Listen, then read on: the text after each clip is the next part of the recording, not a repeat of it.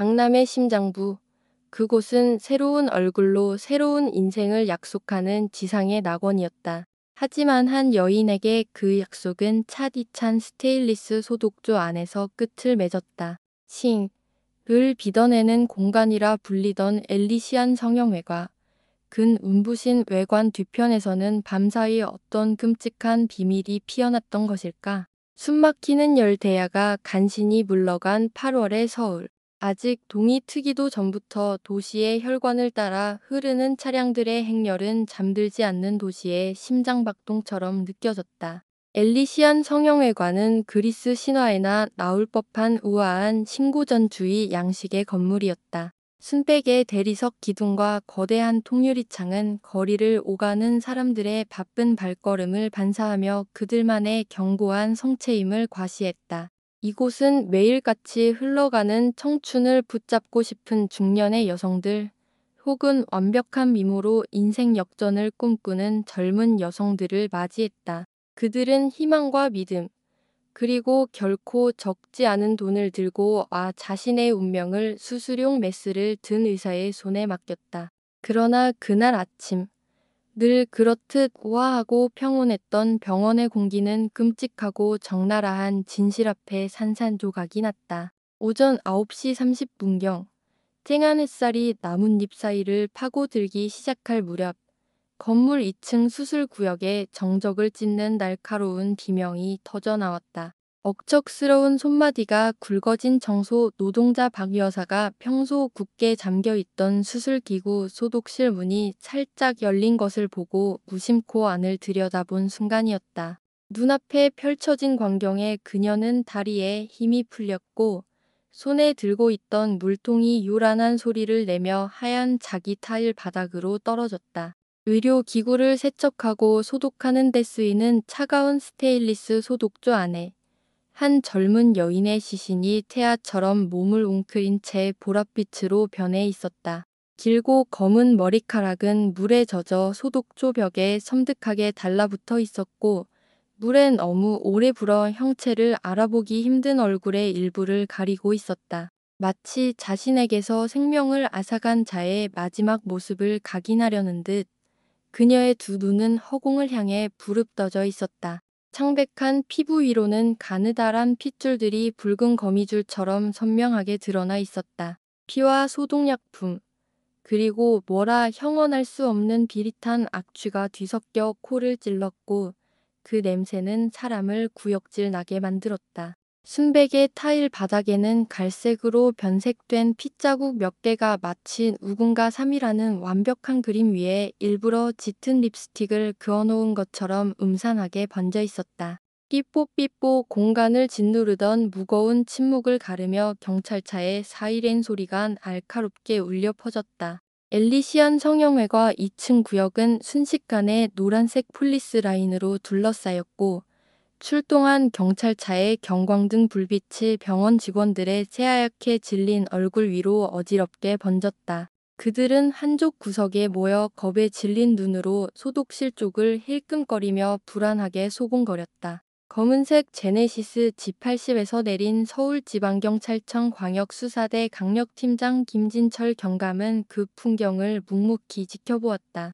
무태 안경 너머의 날카로운 눈빛은 칼날처럼 예리했다. 그는 직원들을 한번 훑어본 뒤 마치 악마의 눈처럼 반쯤 열려있는 소독실 문에 시선을 고정했다. 그의 미간이 살짝 찌푸려지는 것만으로도 부하 형사들은 이번 사건이 결코 간단치 않음을 직감했다. 현장 완벽하게 통제하고 과학수사팀부터 투입시켜 김경감의 목소리는 낮고 단호했으며 어떤 감정도 실려있지 않았다.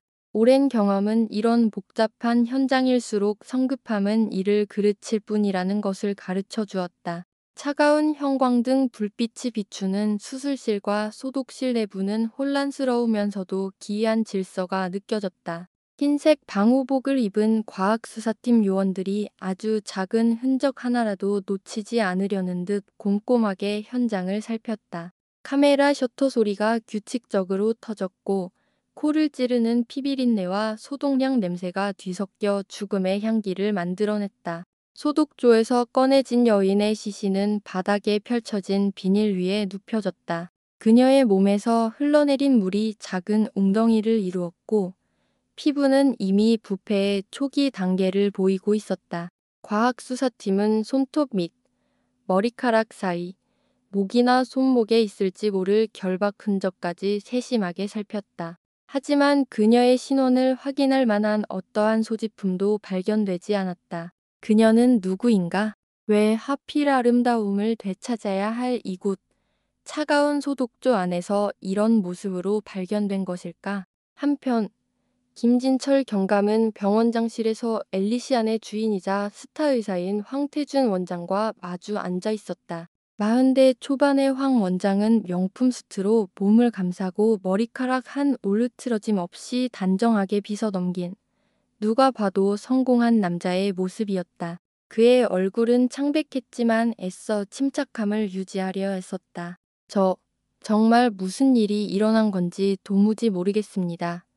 경감님, 황 원장은 약간 떨리는 목소리로 입을 열었다. 오늘 아침엔 예정된 수술이 없었습니다. 전 9시쯤 병원에 도착했는데 도착하자마자 비명소리를 들었습니다. 피해자가 병원의 예약 명단에 없었다는 말입니까? 김경감은 황 원장의 얼굴에서 시선을 떼지 않은 채 물었다. 그는 아주 작은 균열이라도 찾아내려 했었다. 네, 없습니다. 황 원장은 단호하게 고개를 저었다. 모든 예약 장부와 컴퓨터 기록을 다시 확인시켰습니다. 이 여성의 이름은 어디에도 없습니다. 저희는 그녀가 누구인지, 어떻게 병원에 들어왔는지, 왜 소독실에서 그런 비극적인 모습으로 발견되었는지 전혀 알지 못합니다. 황 원장의 말은 논리적으로 들렸지만 김경감은 그 안에 무언가 감추려는 의도가 있음을 직감했다. 협조적인 척하는 그의 눈빛 깊은 곳에서는 쉽사리 감춰지지 않는 불안감이 언뜻 비쳤다. 병원 CCTV는 어떻습니까?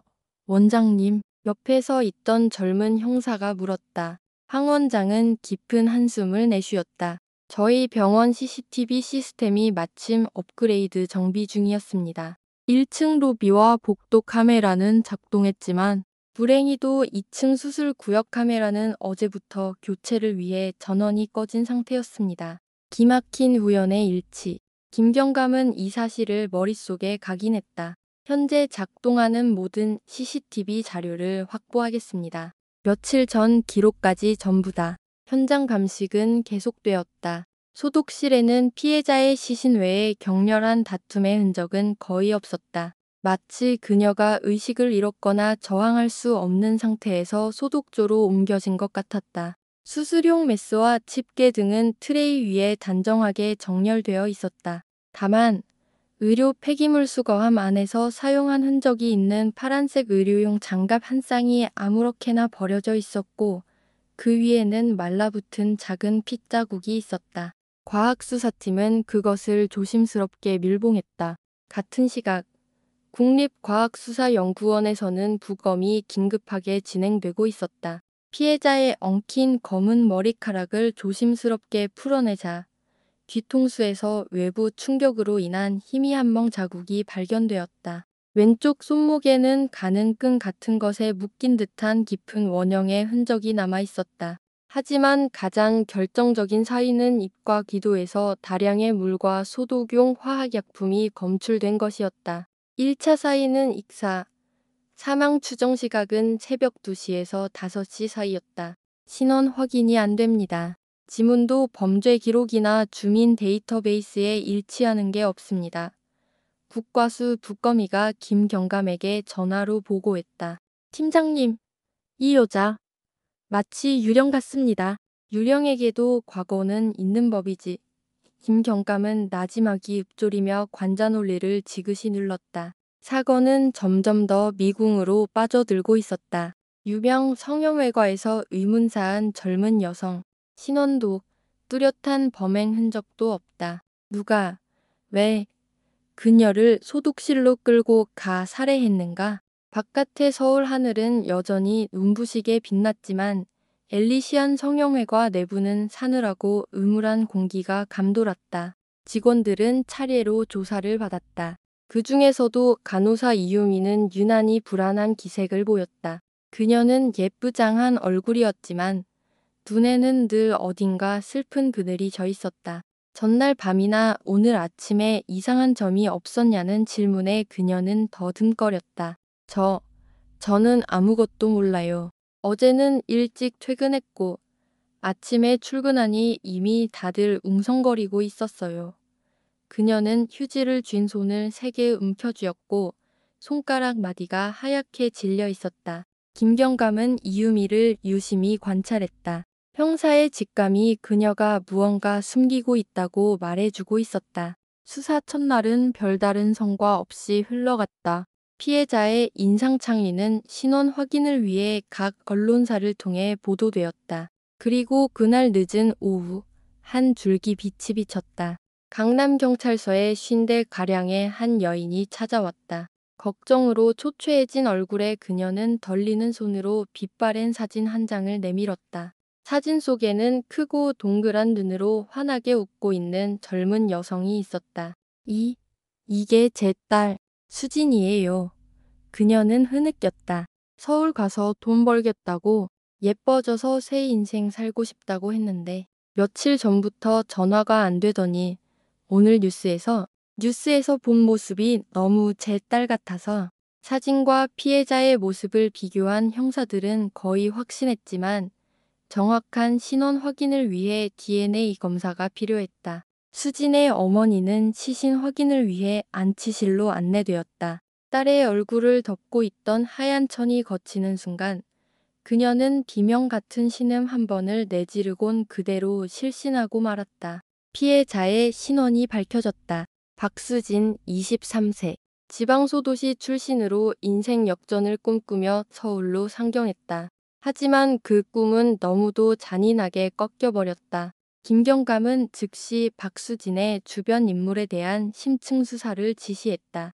그녀가 황태준 원장이나 병원 직원들과 어떤 관계가 있었는지, 이곳에서 성형수술을 받을 계획을 누군가에게 이야기했는지 파고들기 시작했다. 그때 야간 경비원의 진술 중 한 가지 디테일이 중요하게 떠올랐다.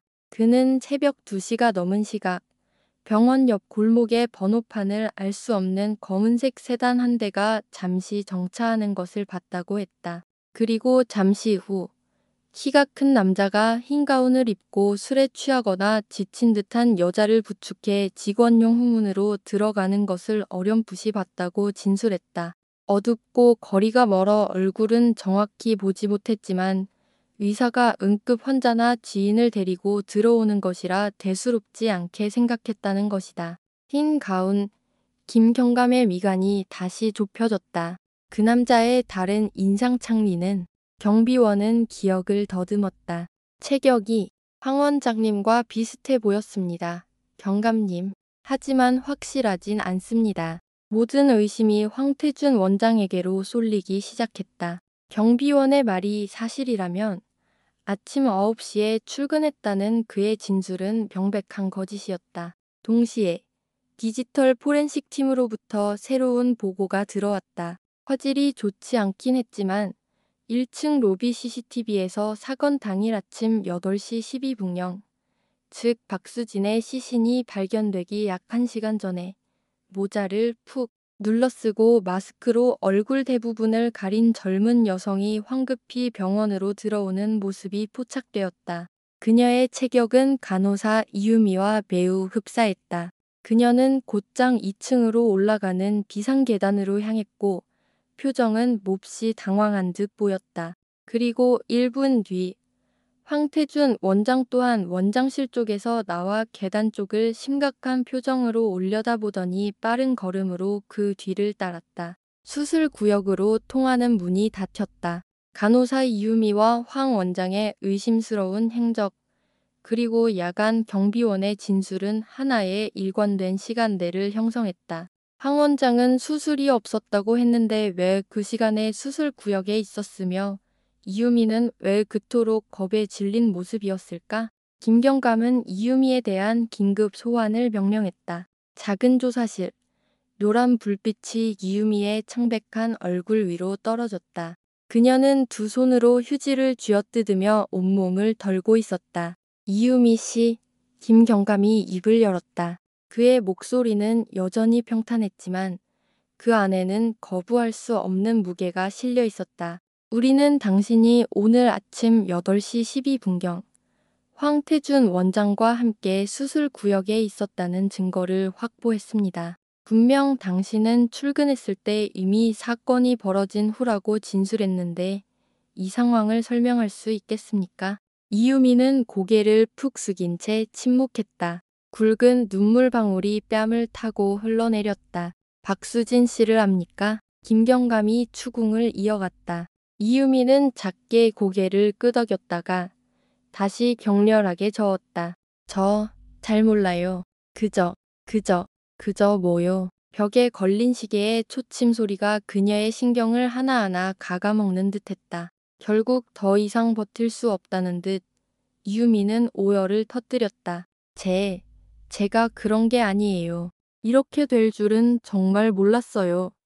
그녀의 목소리는 흐느낌에 끊어졌다. 어젯밤 황 원장님이 급하게 병원으로 오라고 전화하셨어요. 응급수술이 있다고. 비밀 수술이라고 하셨어요. 비밀 수술. 김경감의 눈썹이 꿈틀했다. 누구를 위한 그 여자요. 박수진 씨, 이유미는 흐느꼈다. 코랑 눈, 간단한 시술을 원했는데 뭔가 문제가 생긴 것 같았어요. 제가 도착했을 때 그녀는 이미 수술대 위에서 의식을 잃은 상태였어요. 원장님은 몹시 당황하셨고 이 일이 알려지면 자신의 경력이 끝장난다고 하셨어요. 그 다음엔 어떻게 됐소? 김경감은 그녀가 마음을 추스를 틈을 주지 않고 몰아붙였다. 황 원장님이 처리할 방법을 찾아야 한다고 그 여자를 소독실로 옮겼어요. 거기에 담가두면 사고처럼 위장할 수 있을 거라고. 그리고 저한테는 아침 일찍 다시 와서 흔적을 지우는 걸 도우라고 절대로 입을 열지 말라고 했어요. 그러지 않으면 저도 무사하지 못할 거라고. 이유미의 초기 자백은 마치 폭탄과도 같았다. 불법 수술, 의료사고, 그리고 잔혹한 시신 유기 계획. 당신이 오기 전에 황 원장은 박수진을 어떻게 의식불명 상태로 만들었소? 전 잘 몰라요. 제가 갔을 땐 이미 원장님 말로는 마취제를 주사했다고 했어요. 다음 날 아침에 돌아왔을 때 뭘 봤소? 소독실에서 황 원장님이 서성이고 있었어요. 모든 게 정리됐다고 저한테는 수술실에 남은 핏자국을 닦고 수술에 썼던 일부 기구들을 제자리에 버리라고 시켰어요. 그리고 외부 침입자가 있었던 것처럼 꾸밀 거라고 했어요. 김경감은 이유미의 눈을 똑바로 쳐다봤다. 자신의 행동이 범죄였니? 심지어 살인 방조라는 걸 알고 있었습니까? 이유미는 절규했다. 너무 무서웠어요, 경감님. 원장님은 제가 따르지 않으면 모든 죄를 저한테 뒤집어 씌울 거라고 했어요. 전 힘없는 간호사일 뿐이에요. 원장님께 저항할 용기가 없었어요. 이유미의 자백으로 비밀의 장막 일부가 걷혔지만 김경감은 이것이 전부가 아닐 수도 있다고 생각했다. 박수진은 정말 수술 합병증으로 사망한 것인가? 아니면 다른 원인이 있었는가? 그리고 황태준 원장의 역할은 정확히 무엇이었나? 그날 밤 황태준 원장에 대한 긴급 체포영장과 자택 및 병원 압수수색 영장이 발부되었다. 강남구 청담동에 위치한 그의 호화로운 저택에서는 보건당국의 허가를 받지 않은 출처불명의 다량의 수변제와 마취제가 발견되었다. 특히 일부 약물은 과다 투여 시 사망에 이를 수 있는 강력한 성분이었다. 병원 내 그의 개인 집무실에서는 거대한 책장 뒤에 교묘하게 위장된 작은 비밀 공간이 발견되었다. 그 안에는 낡은 간이 침대와 몇 가지 기본적인 의료기구, 그리고 말라붙은 거즈와 반창고가 가득한 쓰레기통이 있었다. 소독약과 곰팡내가 진동하는 그곳은 황 원장이 비밀스러운 불법 수술을 자행하던 아지트임이 틀림없었다. 한편 또 다른 수사팀은 피해자 박수진의 동생인 박소연에게 집중했다. 서울의 한 의과대학 본과 3학년생인 그녀는 총명하고 언니에 대한 애정이 깊었다. 언니의 참혹한 죽음에 거의 무너져 내렸지만 슬픔은 이내 진실을 밝히겠다는 분노와 결의로 바뀌었다. 박서연은 경찰에 중요한 정보를 제공했다. 언니가 서울에 올라오기 전 아주 유명한 병원에서 실력 좋은 의사를 알게 되었는데 파격적인 비용으로 완전히 다른 사람으로 만들어주겠다는 제안을 받았다고 자랑했다는 것이다. 단, 절대 비밀로 해야 하며 수술은 정규 시간 외에 진행될 것이라는 조건이 붙어 있었다. 언니는 연예계 쪽에서 일하는 지인을 통해 그 의사를 소개받았다고 얼버무렸어요. 서연은 흐느꼈다. 그 사람을 굉장히 신뢰했어요. 이게 인생을 바꿀 기회라고. 제가 아무리 성형수술은 신중해야 하고 그런 애매한 약속은 믿으면 안 된다고 말렸는데도 듣지 않았어요. 조각난 퍼즐들이 하나씩 맞춰지기 시작했다. 화려한 명성과 외모를 가진 황태준 원장은 박수진처럼 순진하고 절박한 젊은 여성들을 유인해 불법 약물을 사용하여 무허가 수술을 자행하며 이득을 취했다. 그리고 사고가 터지자 그는 입을 막기 위해 망설임 없이 살인을 저지른 것이다. 김진철 경감과 황태준 원장의 진짜 대면은 경찰청의 차가운 조사실에서 이루어졌다. 초반의 당황스러움과 달리 황 원장은 이제 입을 굳게 닫고 완강하게 버텼다. 나는 아무도 죽이지 않았소. 그는 같은 말을 반복했다. 그 여자는 약물 쇼크로 죽은 거요. 그건 사고였소. 나는 단지 두려워서 그랬을 뿐이요. 사고. 김경감이 비웃었다. 당신처럼 노련한 외과 전문의가 그런 초보적인 사고를 냈다고? 그리고 그 사고 때문에 젊은 여자를 화학약품통에 담가서 증거를 인멸할 만큼 잔인해졌단 말이오. 말했잖소. 두려웠다고. 내 평생의 명예와 경력이 걸린 문제였단 말이오. 당신의 명예는 불법 수술과 밀수약품, 그리고 환자의 목숨 위에 세워진 것이었나. 김경감이 수사 서류 뭉치를 책상에 내리쳤다. 당신 집과 비밀 수술실에서 발견된 출처불명의 마취제들은 어떻게 설명할 거지? 바로 그것들이 박수진의 죽음에 일조했다는 걸 모르나. 황 원장은 고개를 숙인 채 침묵했다. 이마에 식은 땀이 배어나왔다. 김경감은 공격을 멈추지 않았다. 간호사 이유미가 전부 자백했소. 당신이 그날 밤 박수진의 수술을 돕기 위해 그녀를 불렀고 현장을 정리하고 증거를 인멸하라고 지시했다고 말이오. 아직도 부인할 셈인가. 이유미의 이름을 듣자 황 원장은 벌떡 고개를 들었다. 그의 눈은 핏발이 서 있었다. 그 배신자년이 아무도 당신을 배신하지 않았소. 황 원장, 당신의 탐욕과 잔인함이 당신 자신을 죽인 거요. 김경감의 목소리는 얼음장처럼 차가웠다. 그때 한 형사가 들어와 김경감의 귓가에 무언가 속삭였다. 김경감의 얼굴에 순간 변화가 스쳤다. 그는 황 원장을 더욱 날카로운 눈빛으로 쳐다봤다. 황 원장, 아마 당신이 알아야 할 사실이 하나 더 있을 거요. 국과수 최종 감정 결과가 방금 나왔소. 피해자 박수진의 시신에서는 익사소견 외에 다량의 근육 이완제 성분이 검출됐소. 대수술에서 근육을 이완시키기 위해 사용하지만 정확한 용량과 인공호흡기 지원 없이 사용하면 즉시 호흡마비를 일으키는 약물이지. 이건 단순 시술에서 발생하는 일반적인 의료사고와는 달라. 황태준 원장은 그대로 얼어붙었다. 그의 얼굴은 종이처럼 하얗게 질렸다. 당신이 박수진이 저항하거나 소리치지 못하도록 일부러 근육이완제를 주사한 거지. 안 그런가? 김경감이 목소리를 높였다. 그건 사고가 아니야. 명백한 고의적 살인이라고. 조사실을 무거운 침묵이 감쌌다. 황 원장의 거친 숨소리만이 들려왔다. 마침내 궁지에 몰린 짐승처럼 그는 책상 위로 무너지며 두 손으로 머리를 감쌌다. 처음부터 죽일 생각은 아니었어. 그의 목소리는 갈라져 나왔다. 수술 중에 그 여자가 마취제의 아나필락시스 쇼크를 일으켰소. 응급처치를 했지만 상황은 점점 나빠졌지. 수술대 위에서 죽게 내버려 두면 모든 게 끝장이라는 걸 알았어. 너무나 공포스러웠소. 그래서 그녀를 영원히 조용하게 만들려고 추가로 약물을 주사한 거요. 그 후에야 사고 현장으로 위장할 생각을 했지. 마지막 자백은 차갑고 잔인하게 터져나왔다.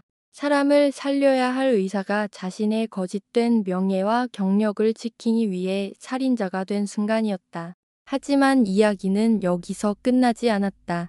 김경감은 이토록 치밀한 불법 약물 유통망과 비밀 수술이 황 원장 혼자만의 소행일 리 없다고 직감했다. 약물을 공급하는 환자를 연결해주는 브로커가 분명히 존재할 터였다. 경찰이 수사를 확대하는 동안 억누를 수 없는 슬픔과 의대생으로서의 예리함을 가진 박서연은 조용히 추가 정보를 찾고 있었다. 그녀는 언니와의 대화 속에서 희미하게 스쳐 지나갔던 이름들을 떠올렸다. 언니의 친구들, 언니의 거래에 대해 조금이라도 알 법한 사람들을 찾아다녔다. 어느 날 저녁, 언니가 자주 가던 도심의 한 작은 바에서 희미한 단서를 추적하던 서연은 누군가 자신을 미행하고 있음을 느꼈다. 그들을 다돌리려 했지만 소용없었다. 어두운 골목에서 두 명의 낯선 남자에게 길이 막혔다. 그들은 금품을 빼앗는 대신 더 이상 쓸데없는 일에 끼어들지 말라고 경고하며 그녀를 폭행해 기절시켰다. 서연이 병원에서 눈을 떴을 때 가장 먼저 보인 사람은 김진철 경감이었다. 피해자 동생에게까지 손을 대다니 김 경감은 이를 갈았다. 이건 우리가 올바른 방향으로 가고 있고 저들이 두려워하고 있다는 증거다. 박서연 피습 사건은 불에 기름을 부은 격이 되었다. 수사는 더욱 대대적으로 진행되었다. 황태준 원장은 그저 그 조직의 여러 고객 중 하나에 불과했다. 조직의 우두머리는 성공한 사업가 행세를 하며 불법적인 사업을 지휘하는 거물이었다. 이 조직을 수사하는 과정에서 또 다른 끔찍한 진실이 드러났다. 약 1년 전, 이 불법 약물 유통망과 관련된 또 다른 작은 성형외과에서 한 젊은 여성이 수술 후 사망한 사건이 있었다. 당시 그 사건은 단순 의료사고로 종결되었고 유족은 거액의 합의금을 받고 침묵했다. 수술을 집도했던 의사는 잠시 잠적한 후 흔적도 없이 사라졌다. 김경감은 박수진의 죽음이 단발적인 사건이 아니라 이윤을 위해 인간의 생명을 극도로 경시하는 조직적인 범죄 사슬의 정점이라는 것을 깨달았다. 한편 불구속 상태로 수사를 받던 간호사 이유미는 공포와 죄책감 속에서 하루하루를 보냈다. 자신의 잘못을 알았지만 범죄 조직의 보복이 두려워 더 이상 입을 열지 못했다. 하지만 박서연이 폭행당했다는 소식을 듣고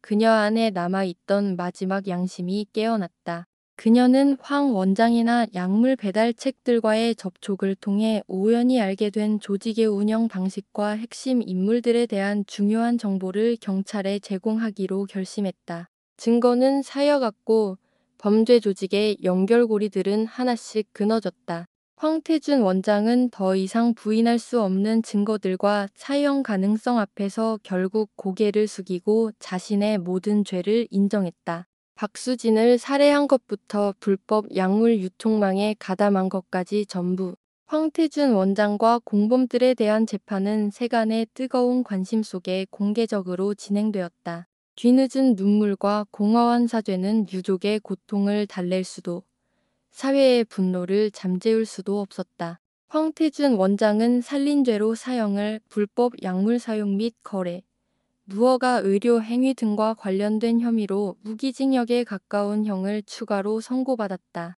수사에 적극적으로 협조하고 깊이 반성한 이유미는 범인 은닉 및 불고지죄로 집행유예를 선고받았다. 조직의 다른 일원들도 차례로 법의 심판을 받았다.